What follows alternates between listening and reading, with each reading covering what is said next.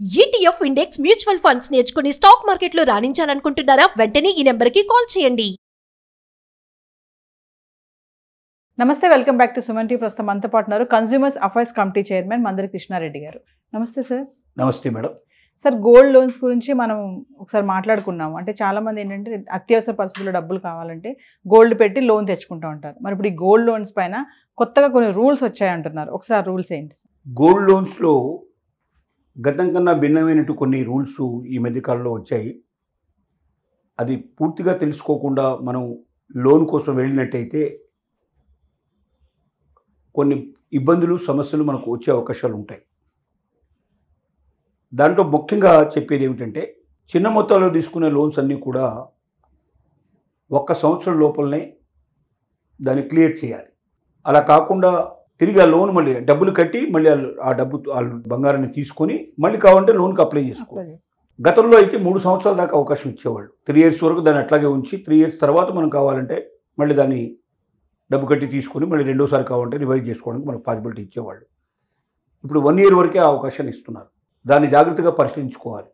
అంటే 1 yearలో మనం డబ్బులు కట్టి వెనక్కి తీసుకోలేని పరిస్థితి ఏర్పడితే అది వేలానికి వెళ్ళిపోతుంది.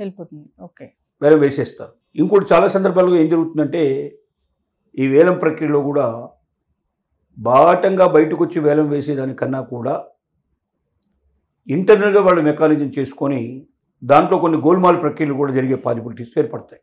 ఓకే, జరుగుతాయి సార్. అవకాశాలు ఉన్నాయి. ఎవరైనా తక్కువ రేట్లో కూడా చేశారంటారు. ఏముంది దాంట్లో? వేలం అంటే ఇది ఇష్టం మీద ఆధారపడింది కదా. వేలం అనేది ఎక్కువ భాగం ఎవరైనా పాట పాడితే ఎంతవరకు పాడగలుగుతాడు?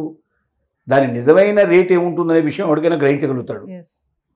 ఎందుకంటే ఆభరణాలు ఉన్నాయా, స్వచ్ఛమైన బంగారం ఉందా, మార్కెట్లో రేట్ ఎంత ఉంటుంది, దానికన్నా మించి అయితే వాడు పాడదు కదా. ఎందుకంటే స్వచ్ఛమైన బంగారం దొరుకుతుంది, దాంతో నగదు తయారు చేయించుకోవచ్చు. 5%, 2% డిఫరెన్స్ తప్ప అంతకన్నా ఎక్కువ ఉండదు.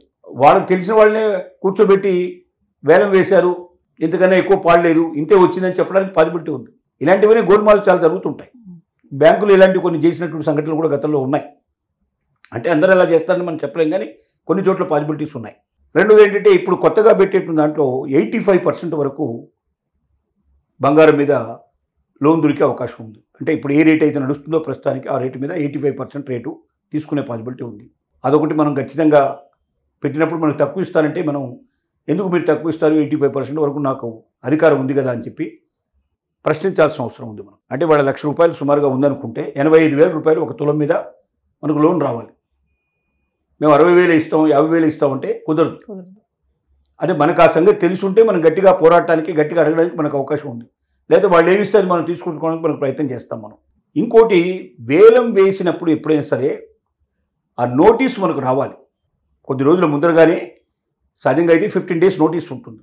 ఆ లోపల మనకు నోటీస్ చేరాలి. అంటే మనకు చేరి మన సంతకం పెట్టిన తర్వాత 15 రోజుల నుంచి ఆ పైన టైంలో మాత్రమే వేలం వేయాలి తప్ప, వాళ్ళు మనకు చేరకుండా, మనకు చేరినట్టుగా అథాంటిక్గా వాళ్ళకి సిగ్నేచర్ లేకుండా, మనకు ఆ ఇన్ఫర్మేషన్ మనకు ముట్టినట్టుగా మన సిగ్నేచర్ కానీ మనకు సంబంధించిన ఆనవాళ్ళు కానీ లేకుండా వాళ్ళు వేలం వేయడానికి వీల్లేదు. అలా వేలం వేయడానికి అవకాశం లేదు. కాబట్టి అలా ఎవరైనా మనకు తెలియకుండా వేలం వేసినట్టయితే దాన్ని మనం ఛాలెంజ్ చేసేందుకు మనకు రైట్ ఉంది. ఇవన్నీ కొత్త నిబంధనలు చేసినటువంటి విషయాలు అన్నమాట. గతంలో ఏం చేసేవాళ్ళంటే, ఏదో ఒక కొరియర్ పంపించినట్టుగా, కొరియర్ వాపసు వచ్చినట్టుగా, పోస్ట్ ఆఫీసులో కూడా ఇలాంటివన్నీ చాలా లీలలు జరుగుతుంటాయి. కొరియర్ సంస్థలు కూడా చాలా ఇట్లాంటి లీలలు చేస్తుంటారు. సైన్ చేసి ఇచ్చినట్టుగా, ఎవరో సైన్ చేశారు, పిచ్చికి తోడు గీసేసి ఇచ్చేస్తే అయిపోతుంది. మేము పంపించాము, వాళ్ళ దగ్గర నుంచి వచ్చింది, ఆ లెటర్ని ఆడ పెట్టేస్తారు.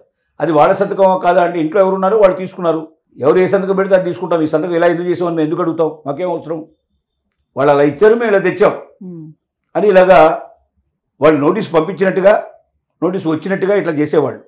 ఇప్పుడు అలా చేయడానికి వీలు లేదు. వాళ్ళు కానీ వాళ్ళ ఆథరైజ్డ్ రిప్రజెంటేటివ్స్ కానీ కావాలి. ఒకవేళ వెనక్కి వస్తే ఎందుకు వచ్చిందో మళ్ళీ తిరిగి వాళ్ళు పంపించే ప్రయత్నం చేయాలి. అలా 3 సార్లు మినిమం పంపించిన తర్వాత కూడా రిటర్న్ వస్తే అప్పుడు దాని గురించి ఏం చేయాలనే దానికి లీగల్ పద్ధతి ప్రకారంగా ప్రొసీడ్ అవ్వడానికి అవకాశం ఉంటుంది. సో మీకు తెలియకుండా ఎవరైనా మీ బంగారాన్ని, తాకట్టు పెట్టిన బంగారాన్ని మీకు సరైన నోటీసులు లేకుండా, ఇన్ఫర్మేషన్ లేకుండా దాన్ని వేలం వేయడానికి ప్రయత్నం చేయడం కూడా తప్పే అవుతుంది. ఆ విషయంలో కూడా మీరు లీగల్గా ప్రొసీడ్ అవ్వడానికి మీకు రైట్ ఉంది. రెండోది, మీరు ఎప్పుడైనా సరే ఇప్పుడు పెట్టేటువంటి బంగారాన్ని 1 yearలో విడిపించుకోగలిగే పరిస్థితి ఉన్నప్పుడు మాత్రమే మీరు దాంట్లో పెట్టండి. లేకపోతే దాన్ని వేలంలో పెట్టే అవకాశం ఉంది. వేలంలో పెట్టిన తర్వాత ఇవాళ తులానికి మార్కెట్లో ఇంత ఉంది కదా, నేను 85%కే పెట్టాను కదా, ఇంకా 15% ఉంది కదా, వడ్డీ తీసుకొని తీసేసినా కూడా ఇంకా నాకు 10% ఎక్కువ రావాలి కదా, నేను 100 తులాస్ మీ దగ్గర పెట్టాను, 10 తులాలు, ఒక తులం 10 గ్రాములు, ఒక 100 గ్రాములు పెట్టాను అంటే 100 గ్రాముల మీద నాకు ఎంత రావాలి, నాకు ఇప్పుడు ఇచ్చింది 85 చొప్పున 85,000 ఇంటూ 10 వేసుకుని 8,50,000 నాకు ఇచ్చాను. నాకు లెక్క ప్రకారంగా 10 లక్షల వాల్యూ పెట్టాను. వేలం వేసే రోజున అది 11 లక్షలు 12 లక్షలు ఉండి ఉంటుంది. అంటే ఈ 3 లక్షలు 4 లక్షలు నాకు రావాలి. అంటే ఎంత అయితే నేను కట్టాల్సి ఉందో ఆ కట్టేది తీసుకొని మిగతాది నాకు ఇచ్చేయమని, అది తీసుకోవడానికి కూడా మనకు రైట్ ఉంటుంది. వేలం వేసిన తర్వాత అంతకుముందు ఎంతైతే ఉందో మనం కట్టాల్సింది పోయిన తర్వాత మిగతా డబ్బులు మనకి ఇవ్వాలి. లెక్క ప్రకారం ఖర్చులు తీసేసి ఇస్తారు. అది కానీ చాలా సందర్భాల్లో మనకు ₹1 రాదు. ఎందుకంటే మాకు తక్కువ వేలలో పోయింది లేదా ఎక్కువ ఎక్స్పెండిచర్ అయిందని రకరకాల లెక్కలు చెప్పి మనల్ని తీసేసే ప్రయత్నం చేస్తారు. ఇది ఏం జరిగినా లీగల్గా ప్రొసీడ్ అయ్యి ఎవరైతే మనకు అన్యాయం చేశారో వాళ్ళ నుంచి మనం తెచ్చుకునేందుకు మనకు హక్కు ఉంది. ఇలాంటి కొత్త చట్టాల లోపల రూపొందించే పద్ధతులు, కొత్త రూల్స్ అన్నీ వస్తున్నాయి తొందరలోనే.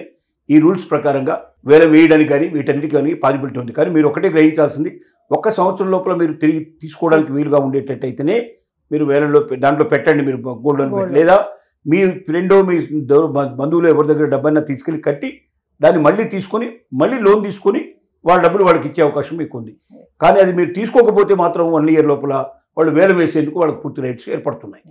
Thank you.